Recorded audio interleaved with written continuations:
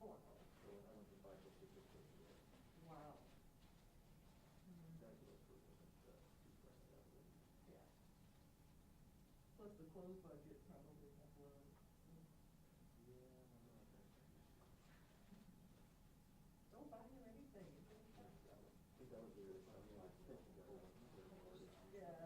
don't get nothing.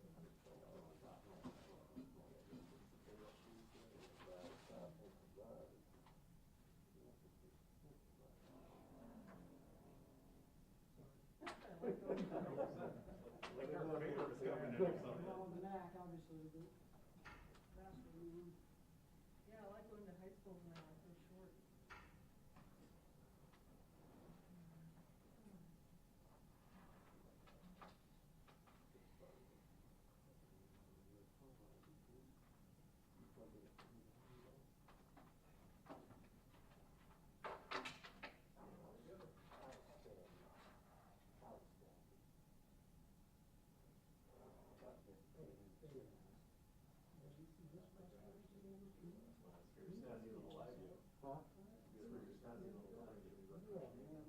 Oh, really? Every time I drive 30 minutes, it'll be charged completely. Right? We've been asking for those since the day that we are. I don't think they make these anymore. You can get a rebuild. It's 200. Well, they made 300. 300 is better. Right. We had a couple of the 200s for a while. I don't know why, I They never failed. comprehended We that. only had 3 cars, I so could we didn't even have 4. call my Mine's phone. second repair. It was a 300. So you need less. You can, that new HVAC thing.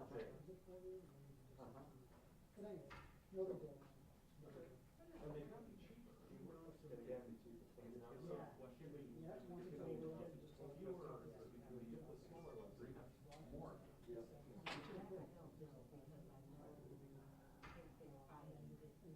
Okay, instead of be available at the press conference. So it'll probably be once the attorneys come up. Because I haven't seen the I'd like to read it beforehand, otherwise we get contact them after the press conference with follow-up questions, and it's just more work for everyone. Oh, okay, well, let me go check this out. Okay.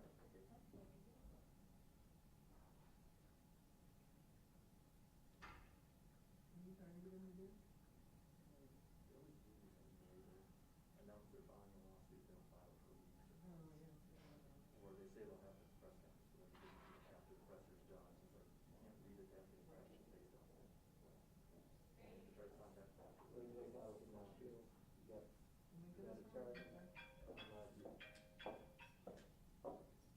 Good morning. Good morning.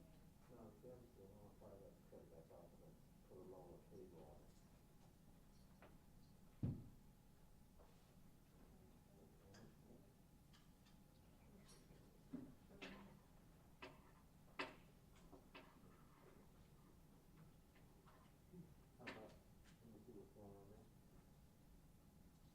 There you go.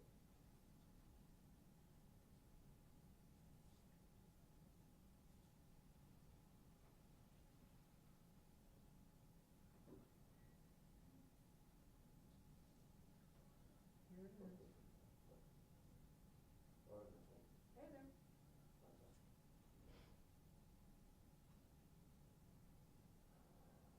Well, yeah, just, it's free parking. Yeah. Okay. Okay. Go.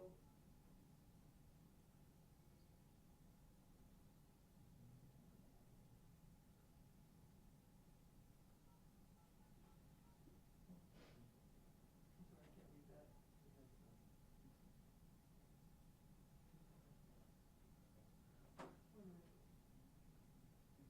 He's doing what? It's my understanding you're still supposed to on the company website, the building's still supposed to be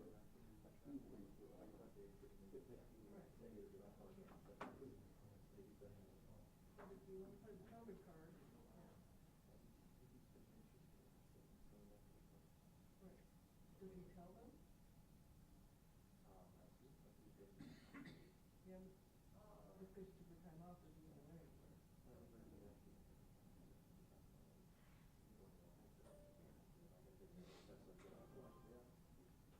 careful for the next Right. and they test the machine. Right. Yeah. All the, realized through this whole thing, every rule, has been individualized.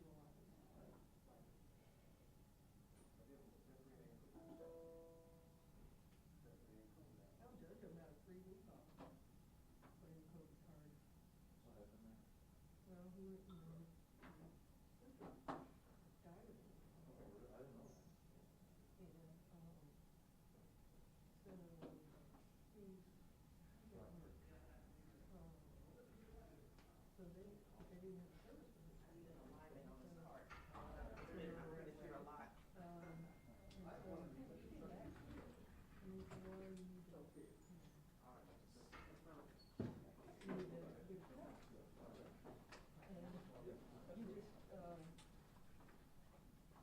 just, but he's feeling that he never told them what it was.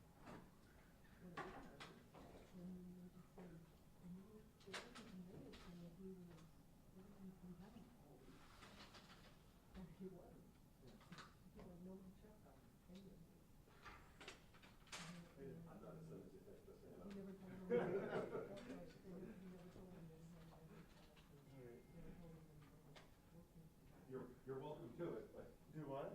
I'm not as thin as you think. Oh, I see what you're saying. Oh, I see what you're saying. I didn't even hear you say it. I just thought this. I just thought this. I know, I didn't catch that. Right.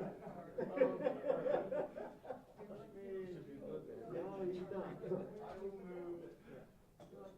That'll make that big. That'll get him to move back. That's what I was doing. You can't move back a little bit. You know, till whatever. Oh, yeah, you can pull back like this. There we go, I got a little bit. But everybody else got to do that. Oh, yeah. Everybody else back a little bit. Sometimes the wider you are, the more space you have. Right. Drop the snack. Right? Yeah, there we go, yeah. Perfect. That was you, and I wonder if you rolled in like, hey, I'm Well, gonna do I that. had to, Dan got it. And I had to explain to Dan, Right. and show him No, the that- camera. That's better. So they were like, okay, go get a test. You know, I have a test program. And I got the results in a day and a half. And in the meantime, I had to, so, but, and then I did, she didn't test for a week, because she traveled, she went on vacation. I can't get a test for a week.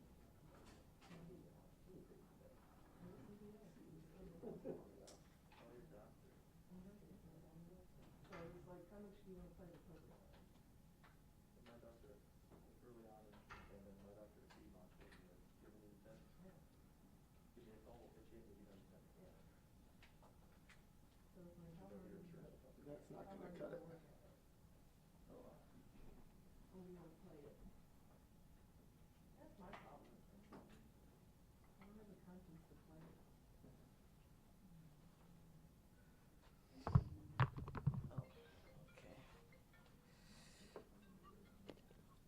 Hello?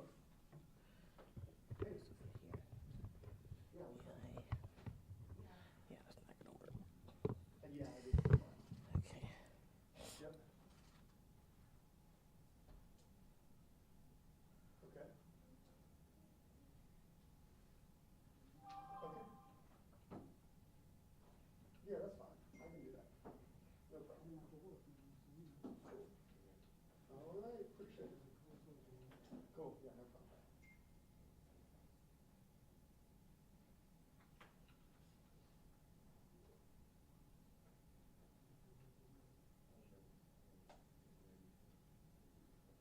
Did you ever bring yours on a computer? Downstairs in my vehicle. Okay. Then I can park around, Wait. yeah, park on the credit. Okay, I mean, if you want to go on this. Yeah, I'm sorry? The apartment? Or I can give it to you. If you'll load it, you'll load it in the system, What could, which is. I'm gonna see, I'll see what you guys have to do. If you're about to direct the card. Yeah, I know that there's some money in there. I did try to read it.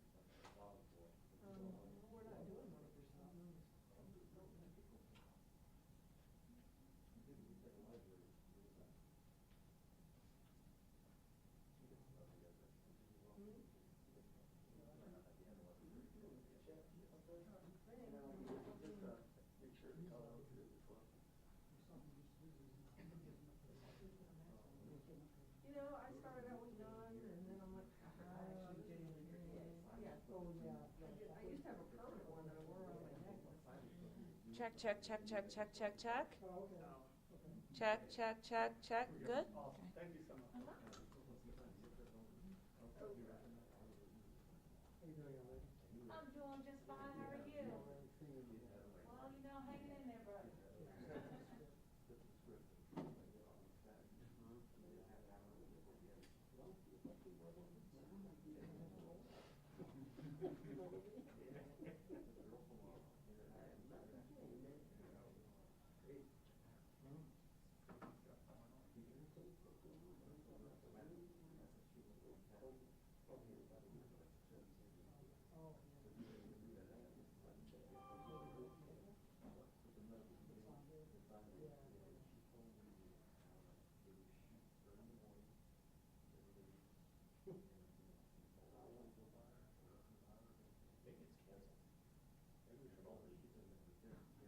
It's 10:37, man, we just get early today, you know?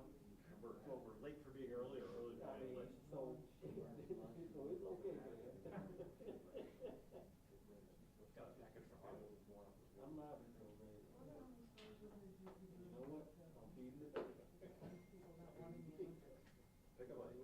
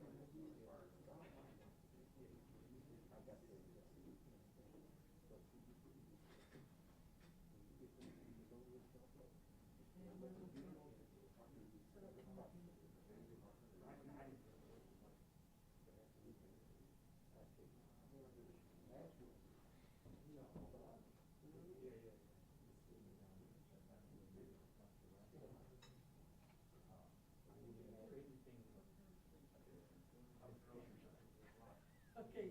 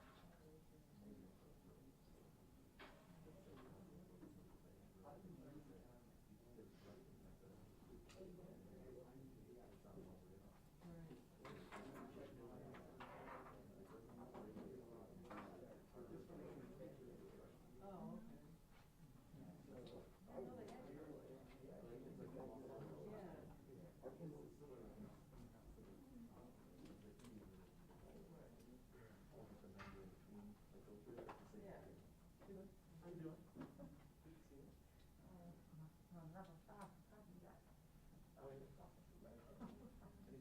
doctor's room, I was either but then I come to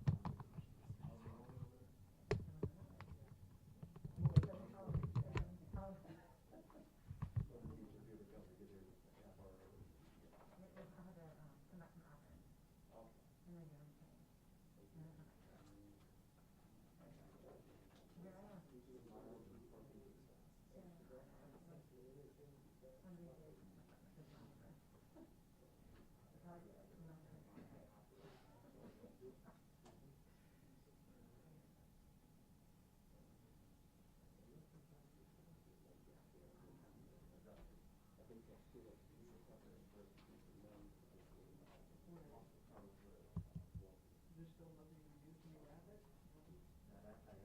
I asked him about the stuff.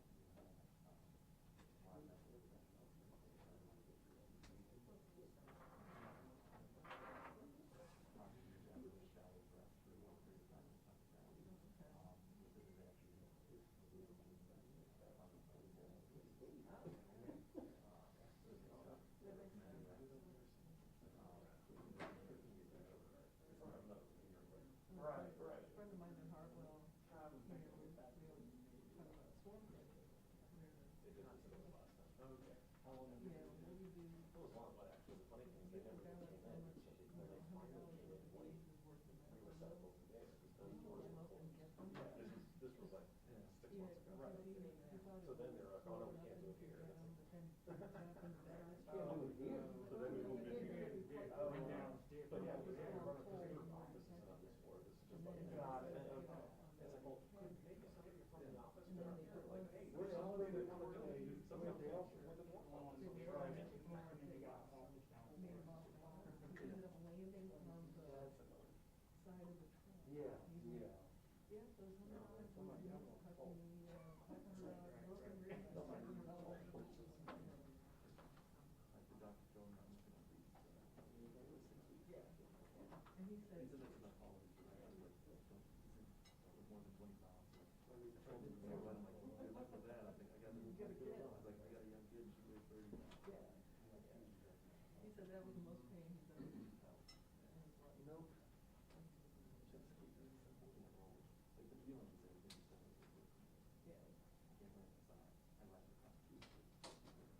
Sit on the couch last night watching TV. My daughter's next to me and she got bored with TV. She starts wanting to. She comes on with her hand and her cock out.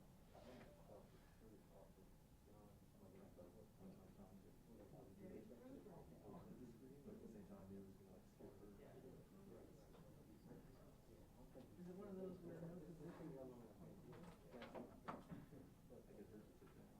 Still calm right now. I stand up with the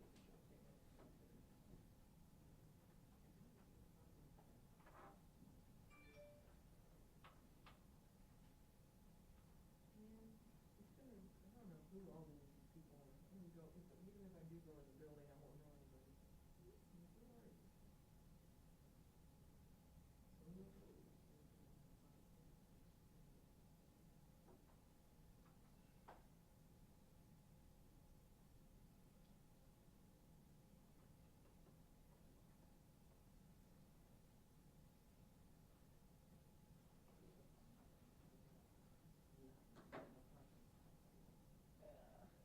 You know, I'm fine with a ticket, just don't boot me or tell me. Beginning of They should kids pay all for the on summer tickets, break. so. They won't, I mean, they won't pay for moving violation stuff, but they'll pay for. It's funny, I got one the They're all other done day at at school, the the crab more courthouse, complicated summer schedules and the begin. ticket was cheaper than what it would cost me to pay. Just, but I was there for like 3 hours and it was like $10 an hour. My daughter's at the age still where summertime really makes no difference. It's daycare teachers. We're back to pre-pandemic traffic. Pretty sure that's it.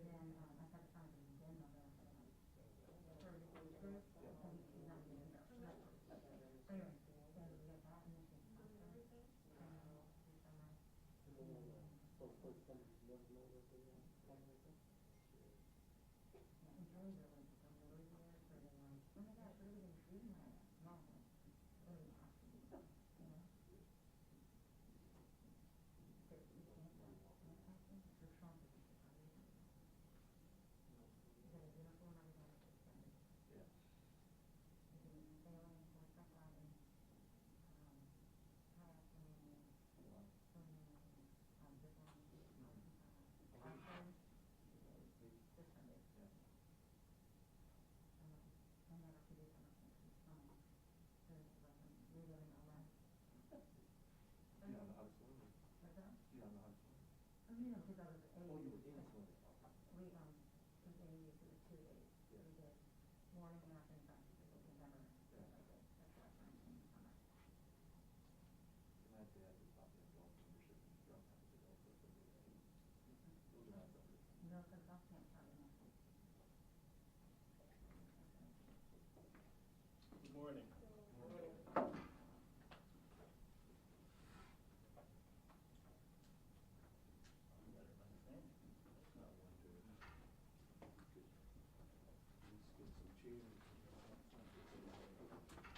Couple chairs?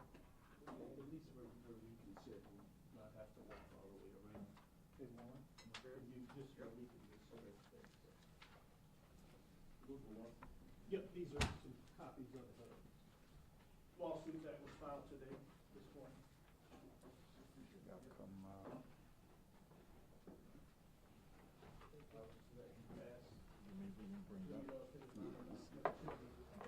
I think there is about 7 or 8 more in there.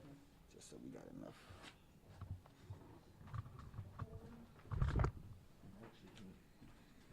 I can get up a little bit more. Rusty, come right here. Got it a little bit more? Make sure we have enough chairs. Maybe we'll put a couple on that side, a couple on this side.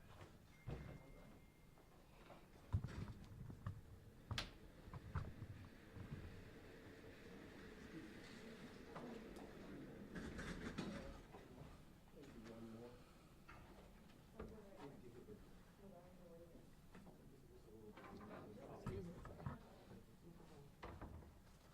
A couple on this side too.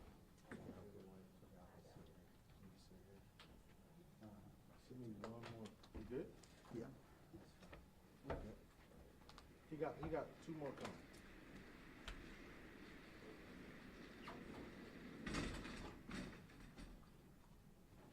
What you said next to her. You take that chair and I'll take this one. Yeah, slide over this way like this. I want to see y'all behind. There you go. Yep. Thank you.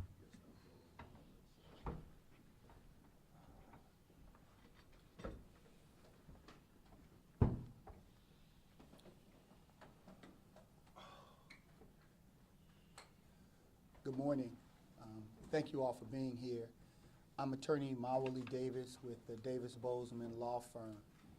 And we are here today to announce the filing of a lawsuit on behalf of the family of Secoriea Turner, the 8-year-old who was killed on July 4th out at University Avenue where Rayshard Brooks had previously been killed by Atlanta police officers.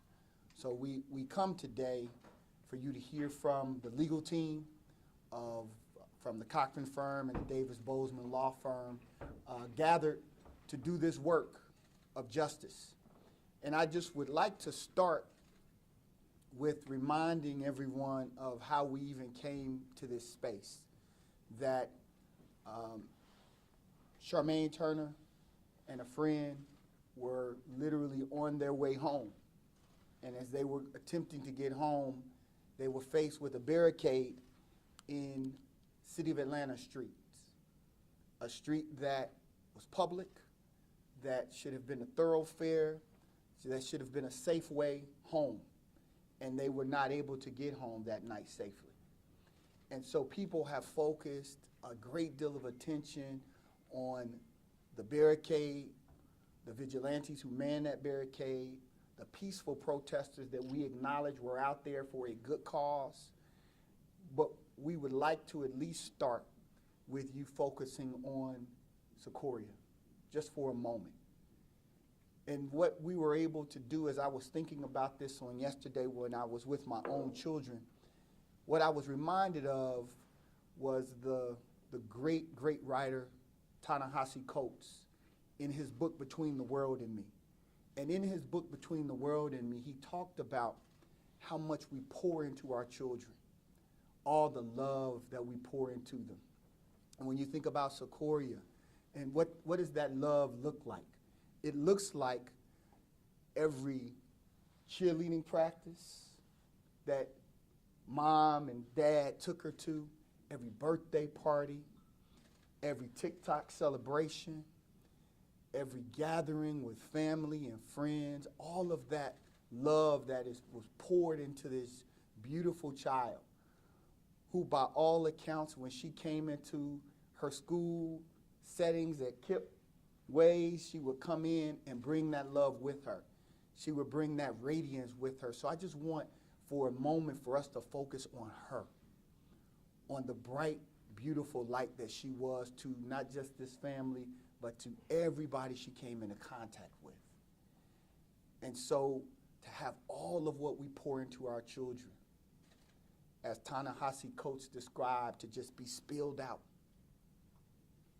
when she's shot in the back.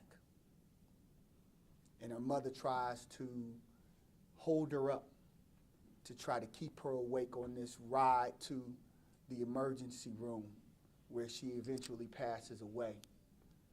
It's Secoriea in life that we want the world to remember and to acknowledge and to know and understand why this is so critically important, that this work be done, that her name be lifted up, and that this lawsuit be filed and, if need be, litigated to the fullest extent of the law so that the world knows what we lost on July 4th.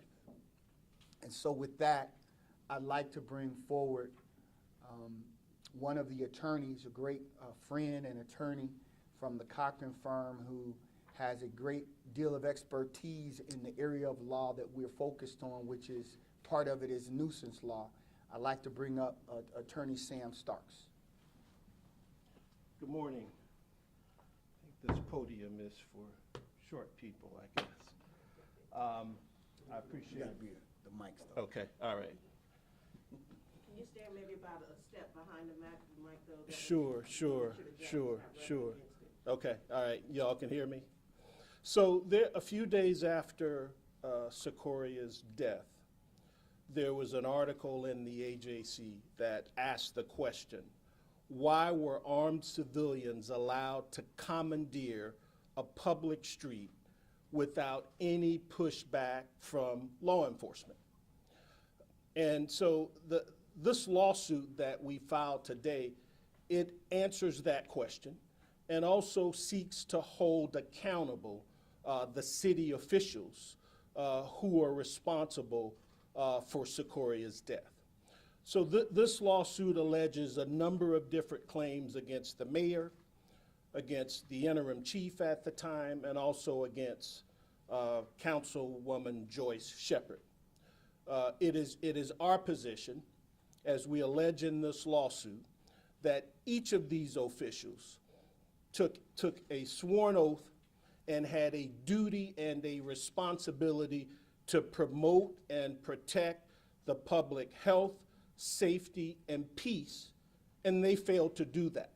So this is a lawsuit that is based on a failure of city government at the highest levels. The mayor, the interim police chief, and the city council member. This lawsuit is based on a failure of city officials to provide even the most basic public safety and public protection to citizens within that University Avenue area where the Rayshard Brooks shooting occurred. And so there are specific allegations that are enumerated and set forth in our lawsuit, but that maybe a year ago we set forth in a notice to the city, giving the specific facts, the specific claims, some of which the mayor has acknowledged. If you go back to the Atlanta Journal article from July 8th, the mayor did an interview with the editorial board, and she essentially conceded that while they had planned and decided to go to the area and to clear away the barriers and to clear away at least those who were not peacefully protesting, they held off on doing that because of a request from Council Member Joyce Shepherd. The problem is that they failed to take any action to address the reports of crime, the reports of violence, and the reports of danger within that area until after it was too late. So it wasn't until after Secoria's tragic death that the city finally did what they should have done weeks before. They demolished the Wendy's restaurant. But what you will see from the specific facts that we allege in this lawsuit is that this all occurred at a time when APD officials, people within the command of APD, and we referenced this in our complaint, there's a memo from an APD commander essentially saying to officers, unless you just happen to observe a crime occur, we don't want you to actively patrol. And we believe that that is part of the problem and part of what led to this incident. And in this case, more specifically, we believe the evidence shows that the mayor gave specific direction to the police chief and to the police department to stand down. So that is a dereliction of duty. That is a failure to abide by the specific mandates and the terms of her oath. Protect the public health, safety, and peace of citizens. Thank you.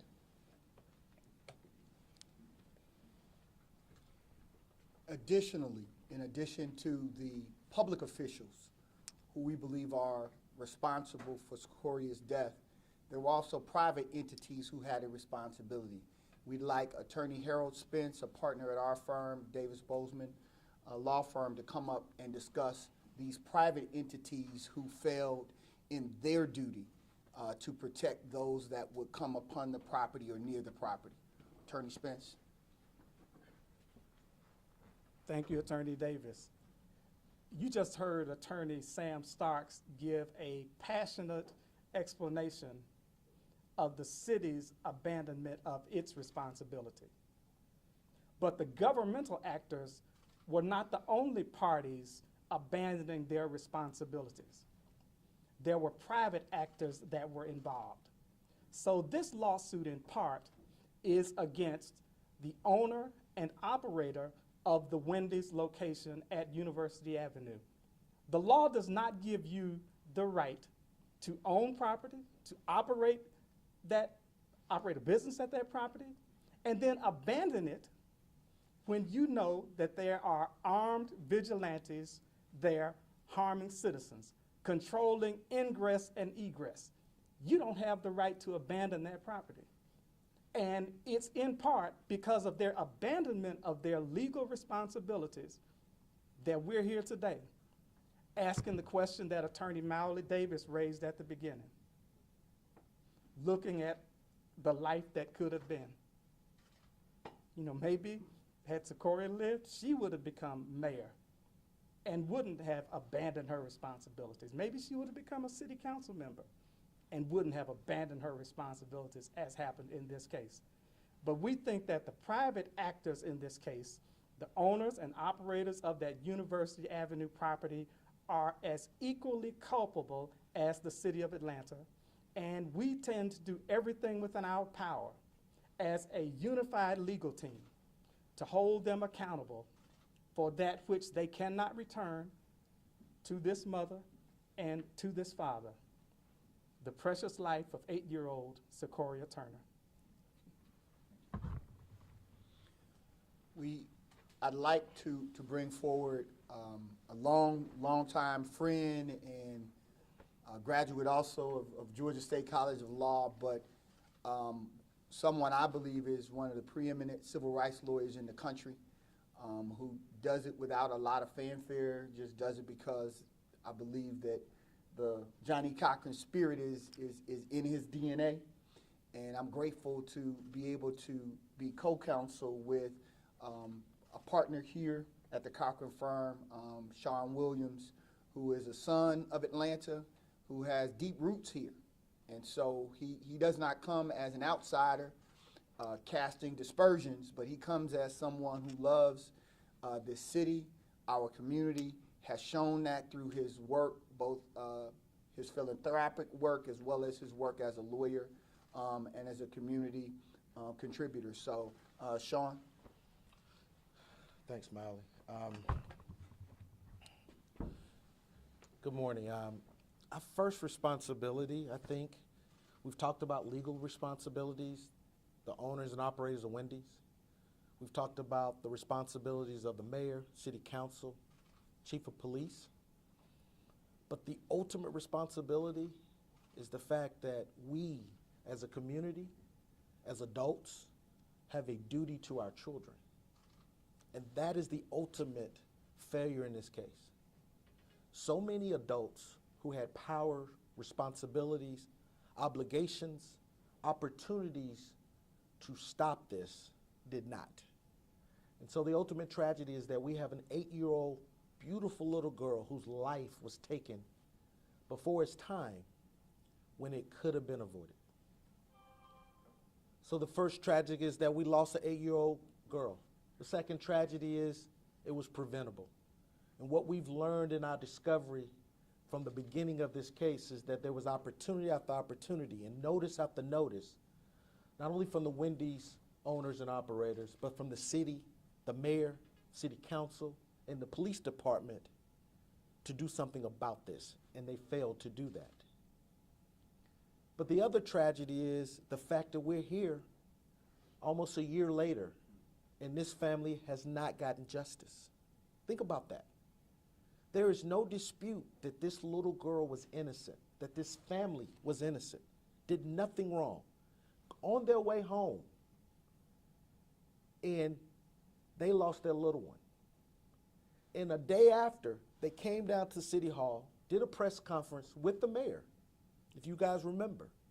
And I quote, the mayor said, "Now we are demanding action for Secoriea Turner."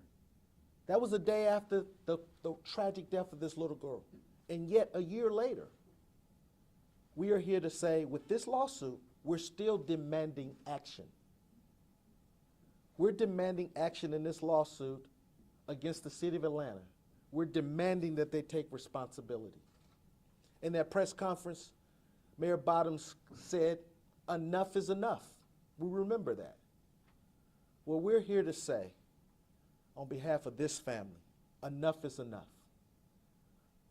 Enough is enough of this city claiming to be the beacon of civil rights and civil justice, and yet failing and time again showing that the lives of black people don't seem to matter when the city's actions have caused the death of someone of color. We got too many instances. And yet what's so tragic is we are quick in this city to get on national TV, to parade the fact that we're the city of civil rights and Martin Luther King and John Lewis, and other cities who don't have that rich heritage step up to the plate and take responsibilities when their employees and their agents do something wrong. Minneapolis has resolved a case of George Floyd. We got Louisville taking responsibility for their actions. We got Columbus, Ohio doing it. And yet, time and time again in this city, when there's officers, city officials, city agents who are here to protect and serve, we never hear anybody from the city taking responsibility or making sure these families get justice. You cannot call yourself great, as Winston Churchill says, without responsibility. And that's what this lawsuit's about, to hold the city responsible. We also want to hold Wendy's and the operators of that business responsible. And the only way we could do this is to bring a lawsuit. After almost a year, when this little girl did nothing wrong, this family did nothing wrong, the tragedy is the fact that we had to file this lawsuit and do this press conference instead of someone from the city or from these corporations stepping up, accepting responsibility. So we're going to hold them responsible, the Davis Bowman's law firm and the Cochran firm. We're going to use every resource, every bit of our legal power to hold them responsible, because this little girl deserved it, and this community deserved it. Thank you. At this time, I'd like to call up the parents of Secoriea Turner for a brief statements. Charmaine Turner, Secoriea, Williamson. Pull your mask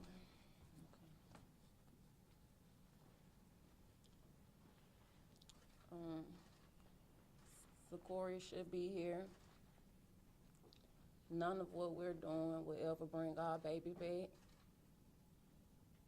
Her life is priceless. We're forced to live through this day by day. We deserve justice. Someone needs to be held accountable. We're here for accountability.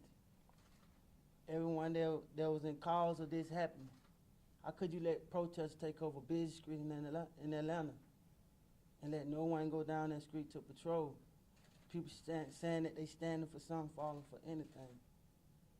We're just here for accountability and to make sure everybody that's responsible or that is caused for her losing her life. Our child's supposed to be here a couple days for our brother's birthday.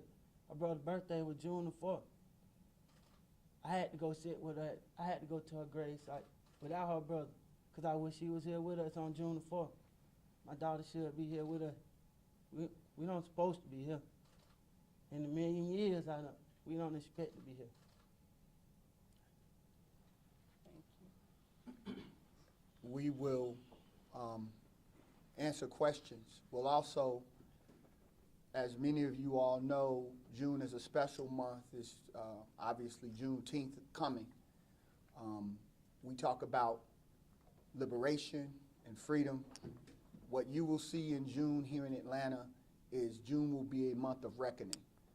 We will, along with other civil rights attorneys, make sure that lawsuits are filed every single week of June. Civil rights lawsuits will be filed every single week in June until this city responds in a way that is commiserate with being leaders in civil rights. So there will be one next week. There'll be one the week after that. There'll be one the week after that. June will be the month of reckoning for this city. And those of us who do this work, who put our hearts into this for the families that have lost loved ones, that have been injured, that have had their lives traumatized by those that have been hired by this city or elected, they will know justice in June. So this is the first, but this will not be the last suit that will be filed with our colleagues, other civil rights attorneys who will be filing lawsuits as well. So we just want, again, this is just the beginning of what is going to be happening here in the city. But it was appropriate that we start with this innocent child as the first one to be filed, and there will be more to come. We're prepared to answer any questions that you have for the lawyers. What response have you received from the city in reference to this? None. We haven't received any response from the city. The anti-litem notice that was filed, we filed the anti-litem notice months ago, and We received no response on that. we received no response. We have had to battle. Sam Harold, they have been filing open records requests repeatedly to try to get all of the records released. That has been a very, very difficult task. I mean, it's been an ongoing battle. There hasn't been cooperation by the city or the city attorney's office at all.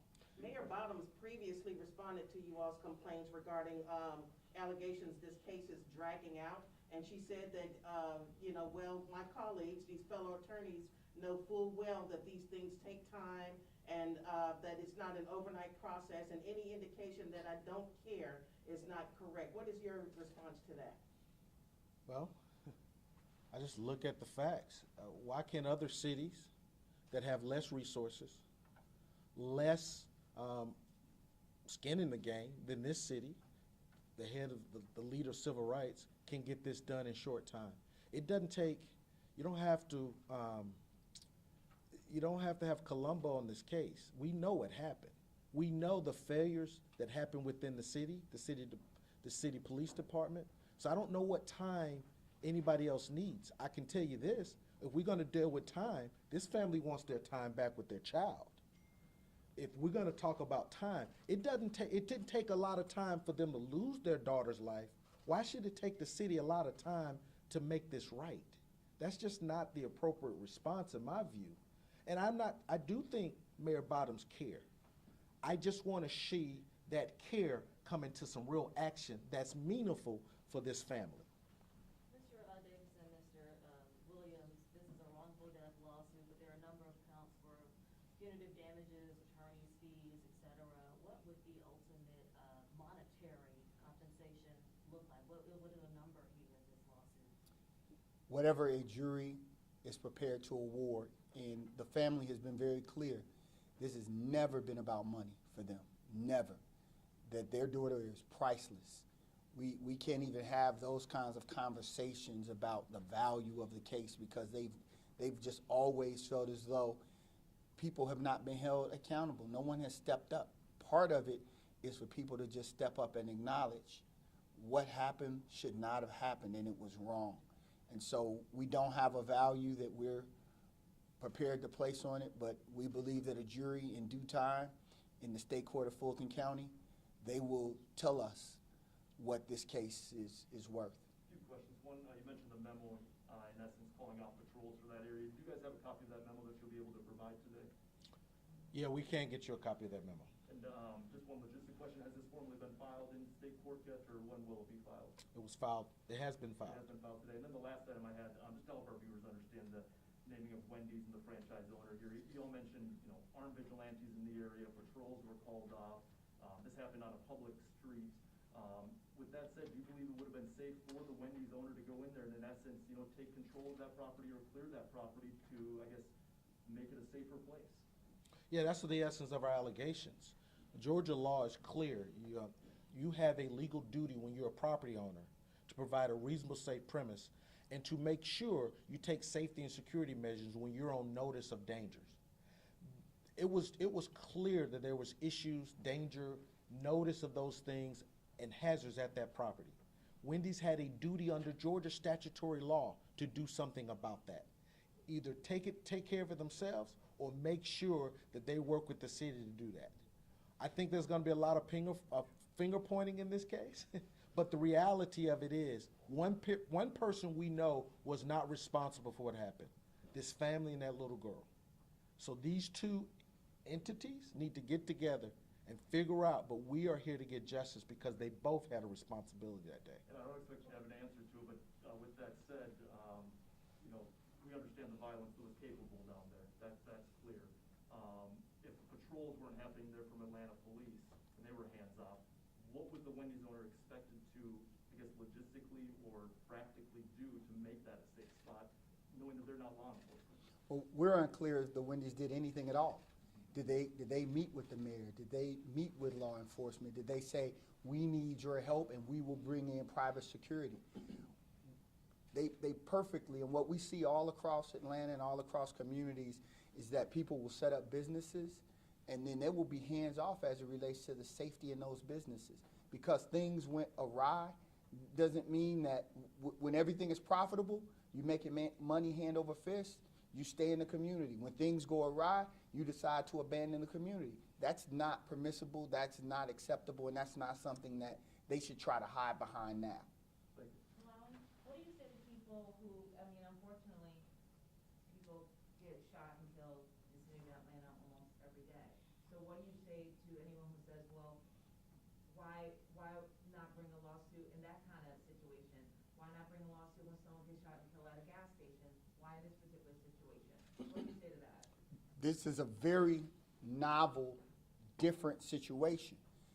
When you see crimes that are being just committed randomly, there isn't notice that at this particular location there could be danger. If there is, we normally bring lawsuits against the gas stations, against apartment complexes, and against restaurants that don't provide proper security. What's unique about this situation is that the whole world knew that the Wendy's was dangerous, that in fact, Councilmember Shepherd said she wouldn't even go over there after dark. I mean, when in your jurisdiction, when you say, I didn't feel comfortable going there after dark, you know there's a problem. And so you have a responsibility. And that's the whole issue of a nuisance being created and being allowed to exist. And that's what's problematic, and that's what distinguishes what we saw on University Avenue from what you see across the city of Atlanta, across the country.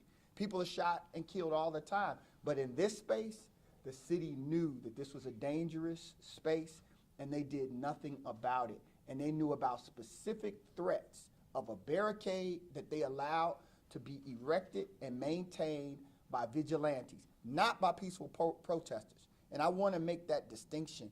And this family wants to make that distinction. They have supported from the beginning the peaceful protesters that wanted to create a Rayshard Brooks Peace Center, but not the people who are armed and threatening people and beating people. There were 2 people shot before this happened. So this, at the very same location. So this wasn't something that anyone can say, well, we didn't know about it.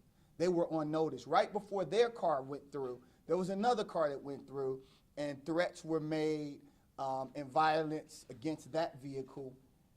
This is notice.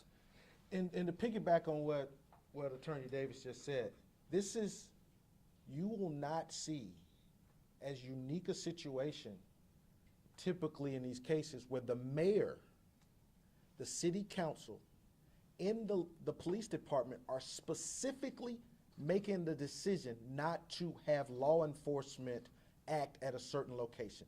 The other cases where we have crime going throughout this city doesn't have that involvement. We had the fingerprints of the city council, the chief of police, and the mayor all making a decision not to, an active, conscious decision not to provide law enforcement services at that location.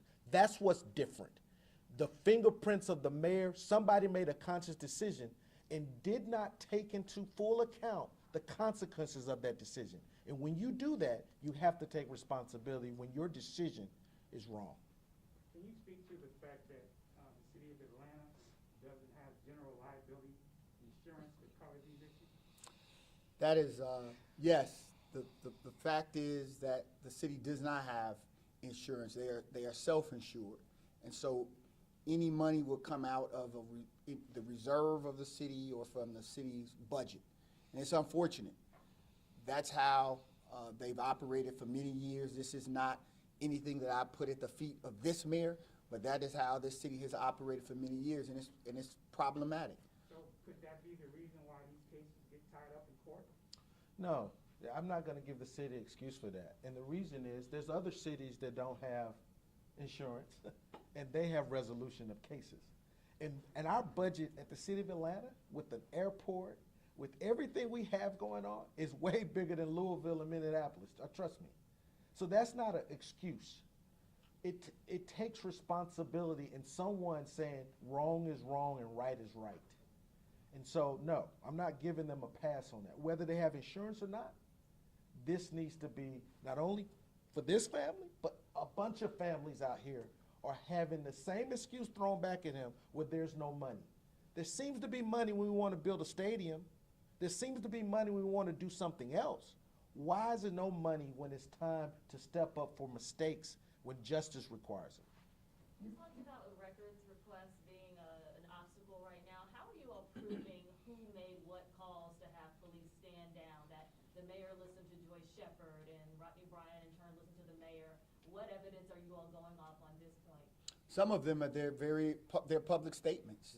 They made these statements publicly, and so we're just going back to some of the public statements that were made, the memo that we discussed, the fact that I believe it was the second shooting, that the individual who was there says, the police were here, they saw who shot at us, they let the car go, they never pursued them.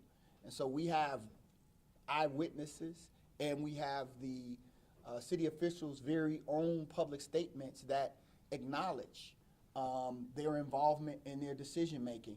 They wanted to give Councilmember Shepard an opportunity to mediate or negotiate with the individuals who were occupying the space. That was what the mayor and Councilmember Shepard both have said publicly. That's why they delayed, and that delay resulted in the loss of life. That's why they have to, you know, of all the cases, it just would seem as though this one is as clear cut as any of them. It's innocent family, innocent little girl. We acknowledged, we said, let's fall back. We didn't police the area. Somebody dies as a result of that from the very people that we knew were out there with guns, shooting people and assaulting people. I mean, it doesn't get much clearer than that. You said earlier that, you said earlier it wasn't about the money. Can we assume that you guys are doing this pro bono? No, we're not. We're doing this as we do all of our cases on a contingency. If this family doesn't receive a penny, we don't receive a penny. All of the time, the expenses, everything that we put into our cases, this is how we fight. We fight for this family so that we're in a position to fight for the next one. And we do that without any hesitation or reservation.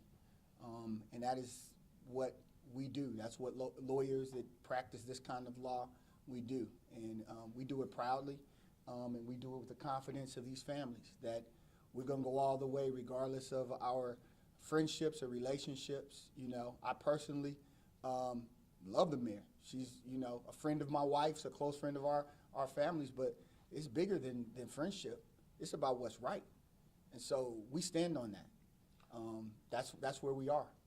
And I'll remind you that the legal system set up before me and Mr. Davis ever finished law school said the only remedy for us is monetary. I promise you, hear me clearly, I don't want to be standing here. I don't need to be standing here. I want this little girl back for this family. If you or anybody in the media or anybody in the city can bring this little girl back, I'll step back. But the only legal remedy that exists is compensation for them, okay? So that's what we're gonna do for them. So it's not about the money, it's about this child's life. And the value of that life, just like anybody else in any other system we got in this country, they deserve that. This family deserves that. The city and Wendy's, they put a value system on this girl's life before we got here, when they said, don't put no police out there. So this wasn't about money for them, but somebody made a decision a long time before they got there on July 4th about the value system. And that's what's concerning to me. I don't want to ever do these press conferences with you guys, with any family. But somebody made a decision before law firms and lawyers got involved to value people's lives. And it's unfortunate for me that I'm always typically standing up here with people of color, because it doesn't seem like the government values our lives as much as everybody else's. And so when we have somebody who dies like this, when something could have been prevented, I do not apologize for bringing a lawsuit. And I do not apologize for making sure they get compensated what the law said they are entitled to. In that vein, would you, so you're saying that the police weren't heavy-handed enough in this case? No, But we're not saying that. But my point being, should they have been more heavy-handed when they were getting heat for being heavy-handed a few days before. Well, I think heavy-handed is your language, it's not ours. That's correct. So what we believe is that there was no policing, right? You can't go from, you shoot a man at the Wendy's and then you say, well, you all are mad about that, so we won't police at all. That's essentially what the rationale has been, is that if you're critical of us, then screw you. We won't patrol your neighborhoods, and we'll just let anything happen. Doesn't work like that. You all took an oath. You took an oath to protect and serve.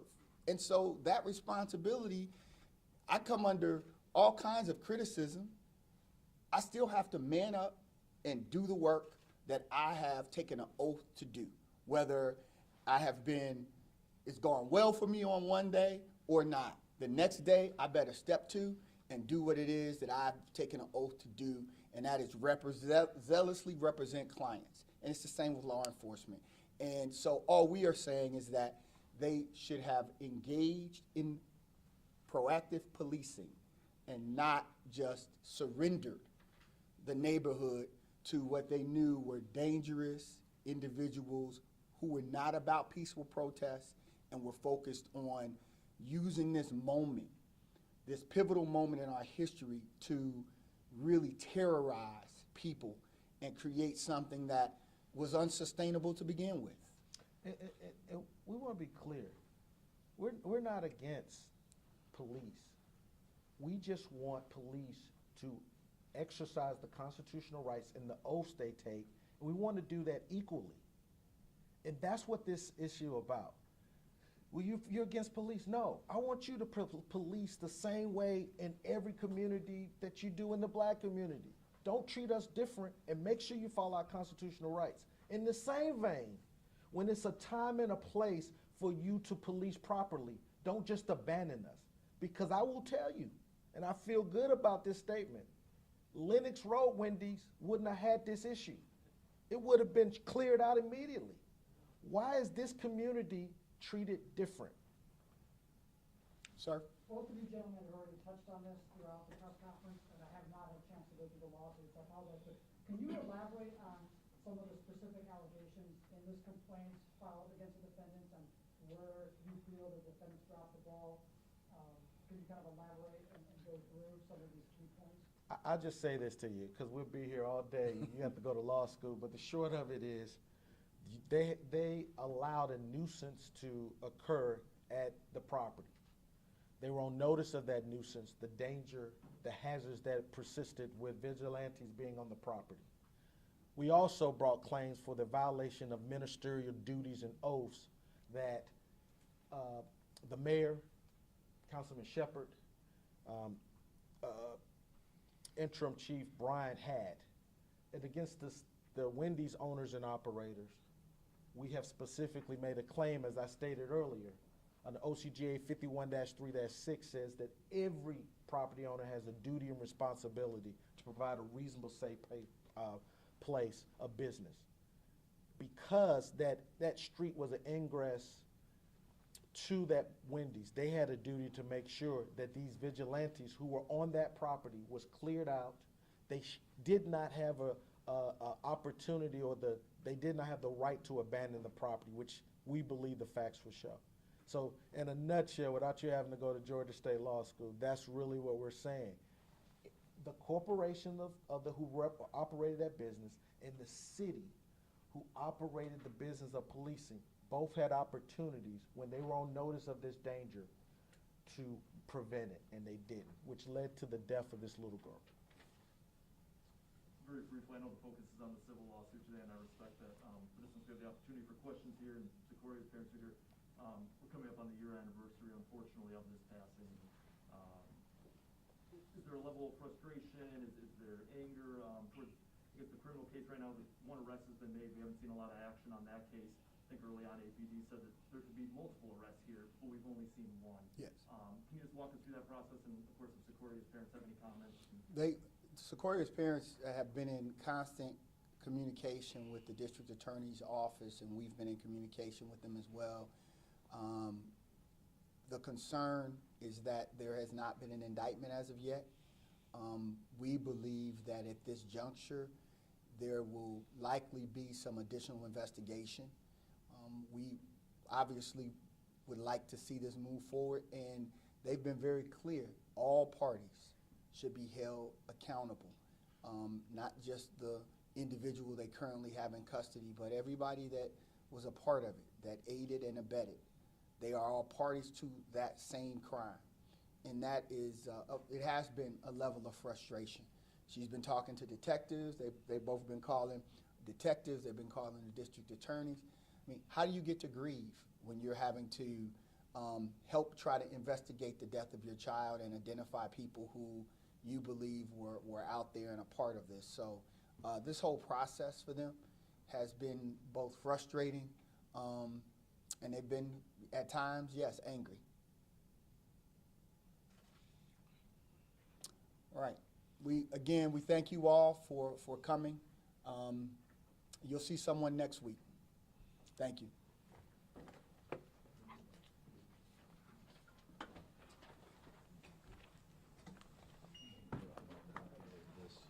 They can take pictures, just have this one page things.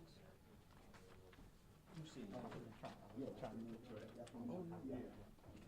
This is I have a copy of that one page. how you doing? You can take